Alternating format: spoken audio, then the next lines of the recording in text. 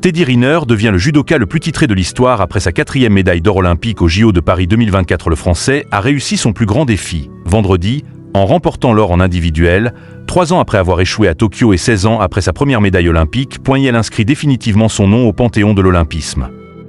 Star tricolore attendu de ces Jeux olympiques, Teddy Riner a récupéré sa couronne, vendredi 2 août, dans sa catégorie des plus de 100 kg en disposant du Sud-Coréen Kim Min-jong en finale. Une semaine après avoir allumé la vasque olympique en compagnie de Marie-Josée Pérec devant plus d'1 milliard de téléspectateurs, le judoka le plus médaillé de l'histoire remporte son 3e titre en individuel au JO après ceux conquis à Londres en 2012 et à Rio en 2016. Opposé au numéro 1 mondial. Champion du monde en titre, en finale, le Français a fait parler son expérience contre un adversaire de 11 ans, son cadet.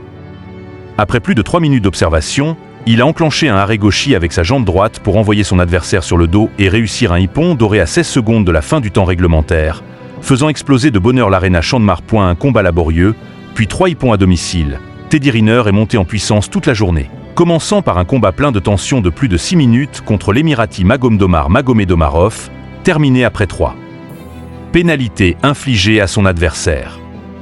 Le natif de Pointe-à-Pitre, Guadeloupe, est ensuite redevenu la machine à ippon qui l'a mené à tous ses titres internationaux, faisant tomber le Géorgien Guram Tuzisvili, puis le Tadjik Temur Rakimov pour se hisser en finale et de nouveau gagner de la plus noble des manières. Leader naturel de l'équipe de France de judo.